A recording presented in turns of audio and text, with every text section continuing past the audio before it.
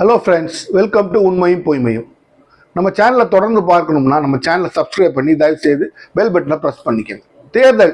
தேர்தல்ங்கிறது கட்சிகள் தங்கள் முழு எஃபர்ட்டையும் தங்களோட முழு உழைப்பையும் போட்டு உழைக்கிற அந்த காலம். அந்த சமயத்தில் மட்டும் அரசியல்வாதிகளுக்கு எங்கேருந்து அப்படி ஒரு தெம்பு வரும் தெரியாது. பம்பரமாக சுற்றுவாங்க, வெயில் அலைவாங்க, எல்லாம் பண்ணுவாங்க. ஏசி வீட்டுக்குள்ளேயே இருந்தவங்க கூட வெயிலில் வந்து நிற்பான். அதுதான் அப்போ நம்ம என்ன புரிஞ்சுக்கணும்னா தேர்தல் காலம் வந்துருச்சுன்னு அர்த்தம்.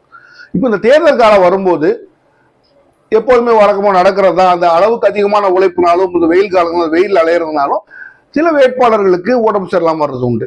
இப்போ இரண்டு பிராமினன்ட் நபர்களுக்கு, தமிழக அரசியல் இரண்டு பிராமினன்ட் நபர்களுக்கு கொஞ்சம் உடல்நிலை கோளாறு காரணமாக இப்போ அவங்க களத்தில் இருக்கிறாங்க, ஆனால் அவங்க பிரச்சாரத்தில் இல்லை. மிக முக்கியமான நபர், தமிழகத்தின் அரசியல் வானில் மிக நெடுங்காலமாக ஜொலித்துக் கொண்டிருக்கிற ஒரு நட்சத்திரம்னா ஐயா ராமதாஸ் அவர்கள். ஒரு சமூக நீதி போராளி. எம்பிசி ரிசர்வேஷன் இன்னைக்கு ஒன்று இருக்கு அப்படின்னா அதற்கூட மூல சூத்திரதாரி அப்படின்னு நம்ம சொல்லணும்னா ஐயா டாக்டர் ராமதாஸ் அவர்கள் நான் சொல்ல வேணும். உங்க எல்லாத்துக்கும் தெரியும், அவருக்கும் ஒரு பையனுக்கும் அன்புமணி ராமதாஸுக்கு பிரச்சனை இல்லை. இப்ப கட்சி மாம்பழம் சின்ன அன்புமணி ராமதாஸுக்கு போக களத்தில் இறங்கி இன்னும் தள்ளாத வயதில் 80 வயதை தாண்டியும் தான் கொண்ட நிலைப்பாட்டுக்காக பிரச்சாரம் பண்ணி கொண்டிருக்கிறார் ஐயா ராமதாஸ் அவர்கள். அவரோட கேண்டிடேட் அருள் அவர்களுக்காக அவர் பிரச்சாரம் பண்ணிட்டு இருக்கும்போது பிரச்சாரம் 15 நிமிடம் பேசி முடித்து கீழே இறங்கி வரும்போது அவர் மயங்கி விழுந்து விடுகிறார். உடனே அவரை ஹாஸ்பிட்டல் அட்மிட் பண்ணி அவருக்கு சிகிச்சைகள் நடந்து கொண்டிருக்கின்றது, நலமாக உள்ளார், ஸ்டேபிளாக இருக்கிறார் அப்படின்னு சொல்றாங்க. இந்த செய்தி அவர் மகன் அன்புமணி ராமதாஸுக்கு தெரிவிக்கப்படும் போது இது அவருக்கு மட்டும் ஏதாச்சும் ஆச்சுன்னா அது காரணமானவங்க சும்மா விட மாட்டேன் அப்படின்னு மேடையில் அவர் கொதிக்கிறாரு. ஆனா மற்றவங்க என்ன சொல்றாங்க, இதற்கு காரணமான நபர்ல நீங்களும் ஒரு முக்கியமான நபர் அப்படின்னு சொல்றாங்க. அது குடும்ப விஷயம். ஆனாலும் ஐயா ராமதாஸ் அவர்கள் சமூக நீதி போராளி. சமூக நீதிக்கு அவர் செய்த காரியங்கள் செய்த தலைவர்கள் தமிழ்நாட்டில் ரொம்ப கம்மி தான். அதனால இன்றைக்குமே அவருக்கு சமூக நீதினு ஒரு தலைவர் வரிசையில் வைக்கணும்னா அது ஐயா ராமதாஸோட பேரும் இருக்கும். அதனால இன்றைக்குமே மக்கள் மத்தியில் அவருக்கு அந்த விஷயத்துல ஒரு பெரிய ஒரு மதிப்பும் ஒரு செல்வாக்கும் இருக்கத்தான் செய்கின்றது. இப்போ இது ஐயா ராமதாஸோட நிலைமை. இப்போ மேல் சிகிச்சைக்காக அவர் சென்னைக்கு திருப்பி அழைச்சு கொண்டு போறாங்கன்னு சொல்றாங்க. அவர் எல்லாம் வளமும் பெற்று நலம் பெற்று மீண்டும் தமிழக அரசியல் களத்தில் தம்முடைய சமூக நீதி பணியை தொடர வேண்டும் என்பதுதான் என்னை போன்ற சமூக நீதி ஆர்வலர்களின் ஒரு உள்ள கிடக்கை அப்படின்னு நம்ம சொல்லலாம். அந்த அளவுக்கு எனக்கும் நான் அவர் சார்ந்த சமுதாயத்தை சேர்ந்தவன் இல்லை என்றாலும் எனக்கு ஐயா மேல ஒரு பெரிய மரியாதை உண்டு. ஏன்னா 80களில் அவர் நடத்திய போராட்டம், அத்துணை போராட்டம், அந்த போராட்டத்தின் விளைவாக இன்றைக்கு அவர் சமூகம் இல்லாமல் பல சமூகங்கள் மேல வந்திருக்குங்கிறது தான் ஒரு நிதர்சனமான உண்மை. அவர் விரைவில் நலம் பெற்று வர இறைவனை வேண்டுவோம் என்று இறைவனை நம்புகிறவர்களுக்கு நாம் சொல்கிறோம். மற்றவர்கள் நம்மை அவருக்காக நாம் பிரார்த்தனை செய்து கொள்வோம் அப்படின்னு மட்டும் நான் சொல்றேன். அடுத்து பிஜேபியை சேர்ந்த வானதி சீனிவாசன் அவர்கள், அவங்களும் இந்த பிரச்சார சமயத்தில் அவங்களுக்கு உடல்நிலை சரியில்லை. என்ன அப்படிங்கிறது தெரியல. இடையில ஒரு நாள் ஐசியூல இருந்த மாதிரி கூட பேசுறாங்க. அப்போ அவங்களுக்கு உடல்நிலை சரியில்லை, அவங்களும் ஆஸ்பத்திரியில் இருக்கிறார்கள். என்ன காரணம் என்று இன்னும் டிஸ்க்ளோஸ் பண்ணப்படவில்லை. ஆனால் கேண்டிடேட் அவங்க தான் ரன் பண்ணிக்கிட்டு இருக்கிறாங்க. ஆனால் அவங்க உடல்நிலை சரியில்லாமல் ஆஸ்பத்திரியில் கோவை மெடிக்கல் சென்டரில் அட்மிட் பண்ணப்பட்டிருக்கிறார்கள் என்பதுதான் இப்ப நமக்கு கிடைக்கப்பட்டிருக்கிற நியூஸ். அவரோட தொகுதியில் அவருடைய மகன் இப்ப பிரம்பரமா சொல்லிட்டு தேர்தல் பிரச்சாரம் பண்ணி கொண்டிருக்கின்றார். 2-3 நாள்ல அம்மா திரும்பி வந்துருவாங்க, திரும்பி தேர்தல் பணிகளையும் இந்த தொகுதிக்கான பணிகளையும் பார்த்துக் கொள்வார்கள் அவர் சொல்லிக்கிட்டு இருக்காங்க. சோ இந்த தேர்தல் 2 ஹை ப்ரொஃபைல் ஆட்கள் உடல்நிலை சரியில்லாமல் இப்போதைக்கு ஹாஸ்பிட்டல்ல இருக்காங்கிறது இப்போதைக்குள்ள ஒரு செய்தி. அப்ப தேர்தல் அப்படின்னு நம்ம பார்க்கும்போது கூட்டணி அப்படின்னு நம்ம சொல்றோம். கூட்டணி சொல்லும் போது ஒரு கட்சி தனக்கு முன்னாடியில எப்படின்னா கூட்டணி என்றால் ஒரு கட்சி தன்னோட ஒத்த கொள்கையுடைய கட்சிகளோடு ஓரளவு சேர்ந்து கூட்டணி நிற்கும். ஒத்த கொள்கை இல்லாத கட்சிகளை அதுக்கு புறக்கணித்து விடுவார்கள். இப்ப கூட்டணிக்குன்னு கொள்கை அப்படின்னு வர்றதை விட ஒன்லி வின்னிங் அரித்மெட்டிக் சொல்லுவாங்க. யார் ஜெயிக்கக்கூடிய அந்த கணக்கு மட்டும்தான் பாக்குறாங்களே தவிர கொள்கை அப்படிங்கிறது இப்போ புறவாசல் வழியா வெளியில போயிருச்சுங்கிறது தான் ஒரு நிதர்சனமான ஒரு உண்மை. அப்ப இது எப்ப தொடங்குச்சுன்னு நம்ம பார்த்தோம் அப்படின்னு பாத்தீங்கன்னா, எனக்கு தெரிஞ்சு அதாவது 1967 ஆட்சியை பிடிக்க வேணுங்கிறதுக்காக திமுக தங்களுக்கு நேர் எதிரியான நாள்தோறும் விமர்சனம் செய்து கொண்டிருந்த திருவாளர் ராஜாஜியோட சுதந்திர கட்சியோட கூட்டணி வச்சு திமுக ஆட்சியை பிடிச்சது. எனக்கு தெரிஞ்சு முதல்ல கொள்கை வேற, அரசியல் கூட்டணி வேறங்கிறது தமிழக அரசியல்ல முன்னால வந்தது. அந்த சூழ்நிலையாத்தாங்க இருக்க முடியும். ஏன்னா திமுக அப்படிங்கிற அந்த திராவிட முன்னேற்ற கழகத்தோட முதல் எதிரி அப்படின்னு நீங்க பார்த்த காலத்துல சுட்டு காட்டப்பட்டது அந்த குலக்கல்வி எல்லாம் கொண்டு வந்தவர் ஐயா ராஜாஜி அவர்கள் தான். அவரோட முதல் எதிரியாக காங்கிரஸை சொன்னாலும் அந்த காங்கிரஸை அன்று முன்னின்று நடத்தி சென்றவர் ராஜாஜிங்கிறதுனாலதான் அந்த பெரிய பிரச்சனைகளே வந்தது.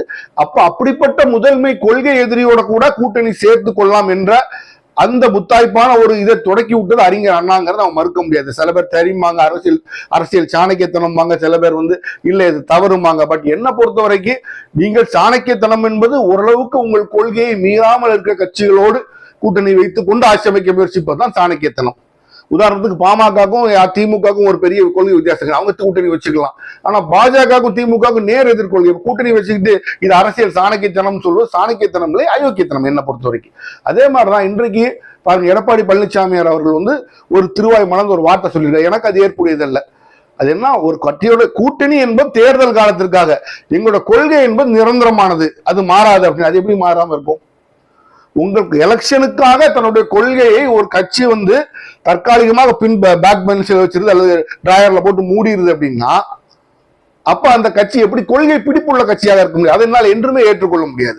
எடப்பாடி பழனிசாமி அவர்களுக்கு இப்போ ஒரு நியூஸ் போயிருக்கலாம், ஒருவேளை பிஜேபியோட நம்ம கூட்டணி வைக்கிறது நமக்கு ஒரு பாதிப்பை ஏற்படுத்துகின்றது அப்படின்னு நியூஸ் போன உடனே அவர் அந்த டேமேஜ் கண்ட்ரோல் மெஷர்ஸ்மாங்க, பாதிப்பு ரொம்ப எவ்வளவுக்கு எவ்வளவு பாதிப்பை குறைக்கணும் அவ்வளவுக்கு எவ்வளவு குறைக்கணுங்கிறதுக்காக பிஜேபி வேற நாங்க வேற, அவங்களோட கூட்டணி வச்சுட்டா நாங்க என்ன எங்க கொள்கையை விட்டு கொடுத்துருவோமா அப்படின்னு அவர் பேசுறது உண்மையாவே இன்றைக்கு பிஜேபியோட பி டீம் அவர் ஏன் சொல்ற மாதிரி நடந்துக்கிறார் அப்படின்னு நீங்க பாத்தீங்கன்னா, அவர் அனௌன்ஸ் பண்ண எல்லா கேண்டிடேட் லிஸ்ட்ல ஒரே ஒரு இஸ்லாமிய கேண்டிடேட் தான் இருக்கிறார், ஒரே ஒருத்தர். அதுவும் எங்க இருக்கிறாருன்னா பாளையங்கோட்டையில் நிற்கிறார் சம்சுலாலம். அங்க முஸ்லிம்ஸும் கிறிஸ்டியன்ஸும் சேர்ந்தாங்க மெஜாரிட்டி. அப்ப அந்த பாளையங்கோட்டையில் மட்டும்தான் சம்சுலா எடுத்து கொடுத்திருக்கிறாரு, வேற எங்கேயுமே ஒரு இஸ்லாமிய கேண்டிடேட் இல்லைங்கிறத நிதர்சனமான உண்மை. அப்ப நீங்க யாரோட கூட்டணி வைக்கிறீங்களோ அவர்களோட ஒளி உங்கள் மேல் பிரகாசிக்கிறது, உங்கள் மேல் பிரதிபலிக்குங்கிறதா ஒரு நிதர்சனமான உண்மைங்கிற ஒரு குற்றச்சாட்டுக்கு எடப்பாடி பழனிசாமி அவர்கள் ஒரு பதில் சொல்லியாக வேண்டும்.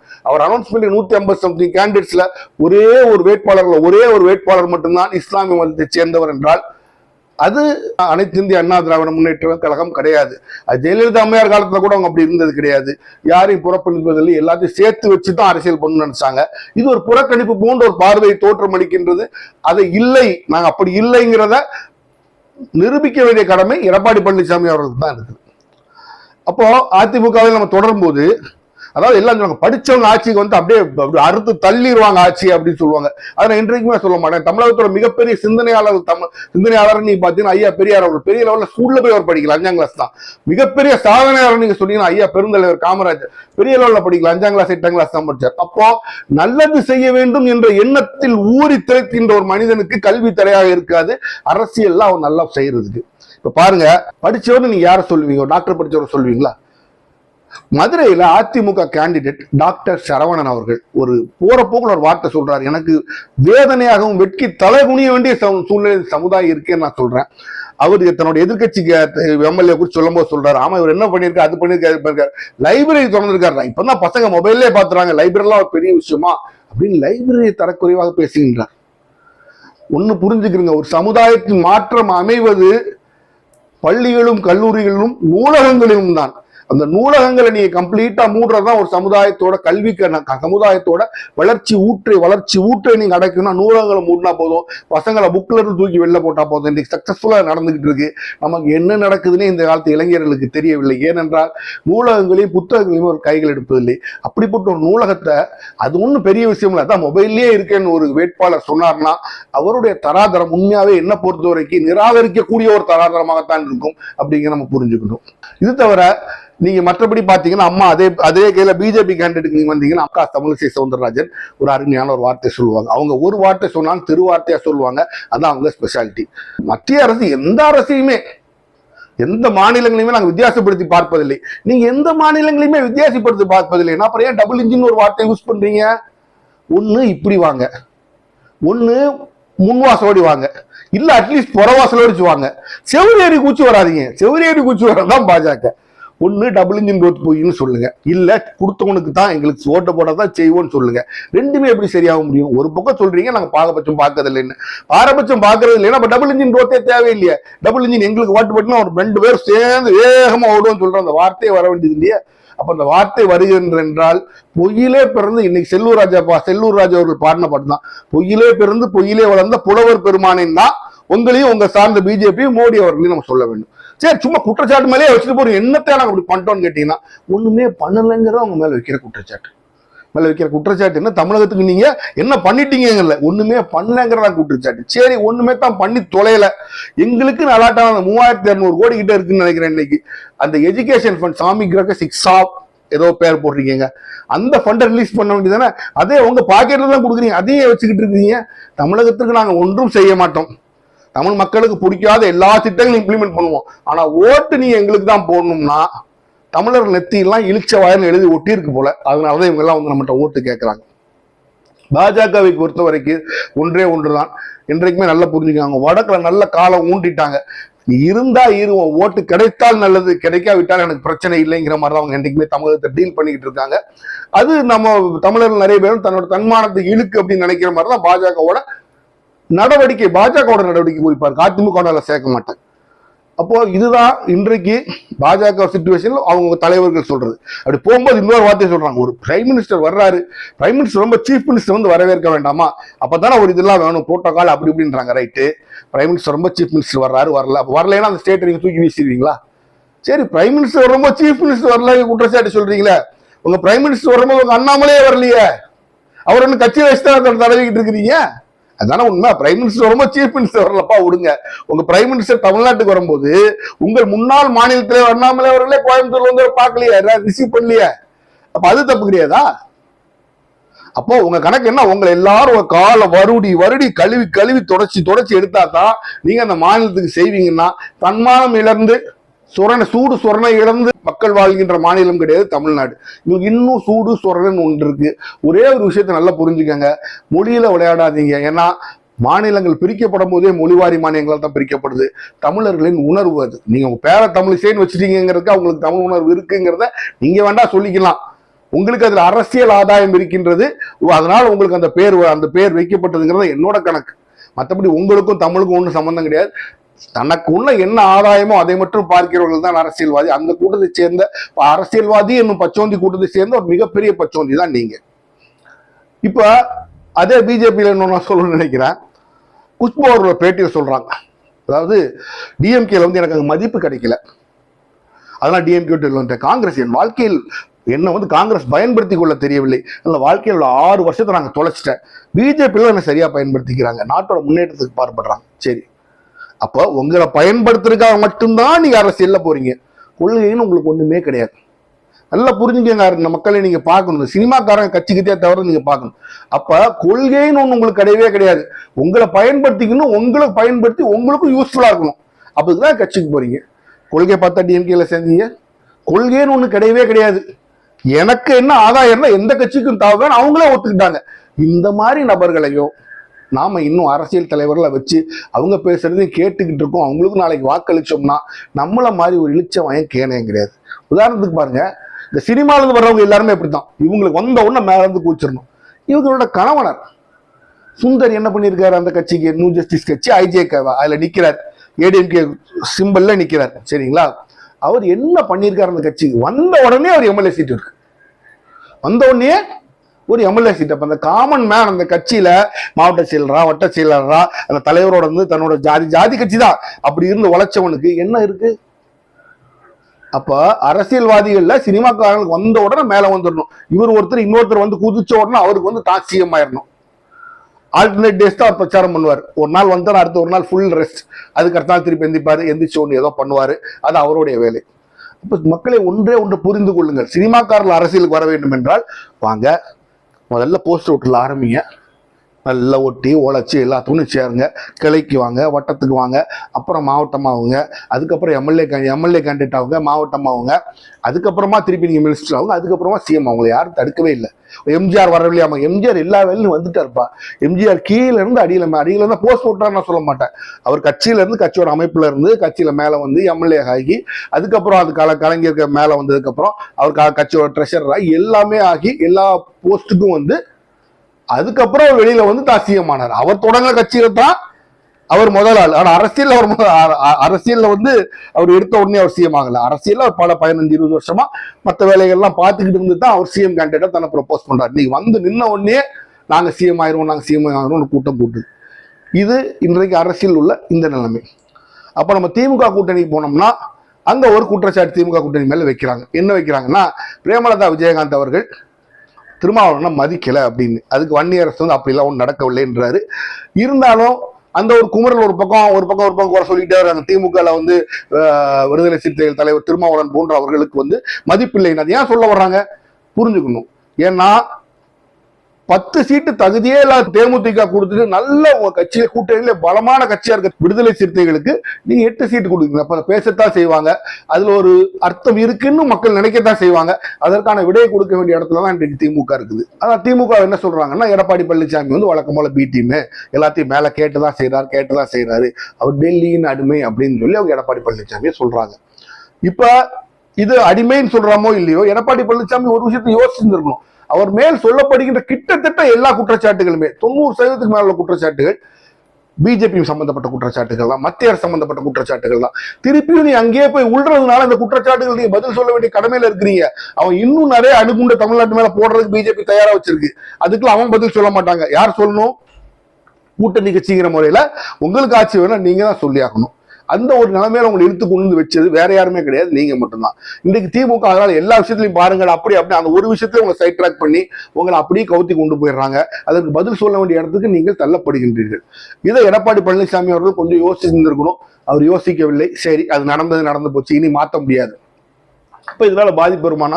நிச்சயமாக பாதிப்பு வரும். அதுவும் பாருங்க, இந்த எலெக்ஷன் சமயத்திலே மும்மொழி கொள்கையை கொண்டு வர போறோம் அப்படி இப்படின்னு அவங்க பேசுறது தமிழ்நாட்டுக்கு பாஜக அரசு காண்பிக்கின்ற மிக சொற்ப மரியாதை தான் வச்சிருக்காங்க. தமிழ் மக்களோட உணர்வுகளுக்கு அவர்களிடம் எந்த மரியாதையும் எந்த ஒரு கன்சிடரேஷன் சொல்லுவாங்க அதுவும் இல்லை அப்படிங்கறது தான் அது உணர்த்துது. அதெல்லாம் பாவம் யார் தலையில விடிய போகுது? விடிஞ்சால் திரு எடப்பாடி பழனிசாமி அவர்கள் தலையில் தான் விடியும்.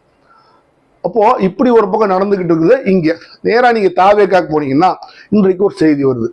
அதாவது இந்த ஜனநாயகன் படம் லீக் ஆயிடுச்சு இல்லையா, அது லீக் ஆகி அதனால கேவிஎன் ப்ரொடக்ஷனுக்கு நான் இன்னொரு படம் நடிப்பேன் அப்படின்னு, இப்போ இன்னொரு படம் நடிச்சு கொடுக்க போறேன் அப்படின்னு சொல்லி விஜய் வந்து ஒரு நியூஸ் கசிய விடுறாரு. இப்போ நியூஸ் வருது, அஃபிஷியலா அன்அஃபிஷியலா பத்திரிகைகள் தொலைக்காட்சிகள்லாம் வருது. அப்போ இதுல இருந்து நமக்கு என்ன தெரிய போகுது தெரியுது? எலெக்ஷனுக்கு அப்புறம் விஜய் இன்னொரு படம் நடிப்பாரு அப்படிங்கிறது அவர் கடைசி படம் சொல்றாரு. ஆனா எலெக்ஷனுக்கு அப்புறம் இன்னொரு படம் நடிப்பாரு அப்படிங்கிறது நமக்கு தெரியுது.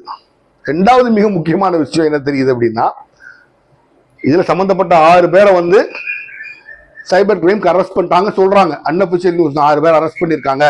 இதுல சம்பந்தப்பட்ட 6 பேர் அரெஸ்ட் பண்ணிருக்காங்க. அதில் இதை முதல்ல லீக் பண்ற ஆள் இருக்காரா நமக்கு தெரியலன்னு சொல்லி ஒரு நியூஸ் வருது.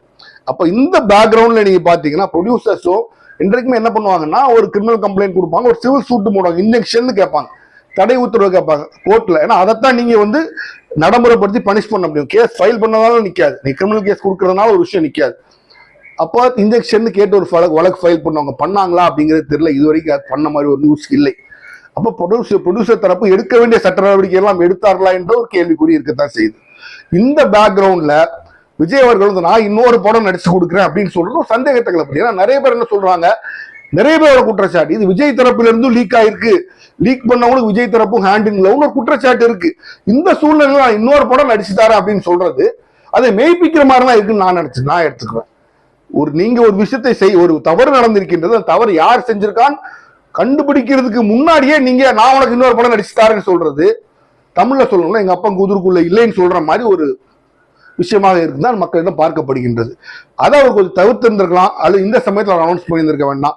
எது எப்படி இருந்தாலும் ஒரு விஷயம் நல்லா தெரியுது, எலெக்ஷன் ரிசல்ட் ரொம்ப பாதகமா போற பட்சத்தில் விஜய் இதே காரணம் காமிச்சு, இந்த படத்தையே காரணம் காமிச்சு திருப்பி நடிக்க போனாலும் போயிடுவாருங்கிறது இதுல தெளிவாக தெரிகின்றது.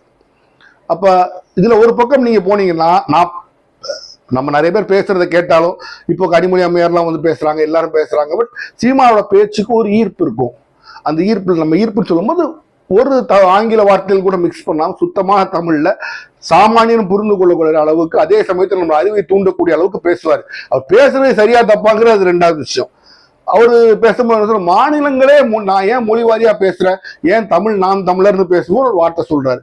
மாநிலங்களை பிரிக்கும் போது நீங்க வந்து வேற எந்த விஷயத்தையும் வச்சு பிரிக்கல. மாநிலங்களை பிரிக்கும் போது இனத்தை வைத்து பிரித்து மொழியை வச்சுதான் நீங்க பிரிச்சிருக்கீங்க. தமிழ் பேசுறவங்க தமிழ்நாடு, தெலுங்கு பேசுறவங்க ஆந்திர பிரதேஷ், மலையாளம் பேசுறவங்க கேரளா, கன்னடம் பேசுறவங்க கர்நாடகா, நீங்க மொழியை வச்சுதான் பிரிச்சிருக்கீங்க. அப்ப மொழிக்குள்ள இம்பார்ட்டன்ஸ் நீங்க கொடுத்துதானே ஆகணும். நீங்க அதை கொடுக்க மாட்டேங்கிறீங்க, தமிழ் ஒதுக்கப்படுகிற மாதிரி அவர் பேசுறாரு. ஒரு கொள்கை வீச்சு தான் அது, ஒரு கண்டிப்பாக நாம் ஏற்றுக்கொள்ளக்கூடிய ஒரு கொள்கை வீச்சு தான். தமிழ் பின்னால தமிழ்நாட்டில் தள்ளப்படுகின்றது என்றால் அது நம் வருத்தத்தோடு ஏற்றுக்கொள்ளக்கூடிய ஒரு விஷயம் தான்.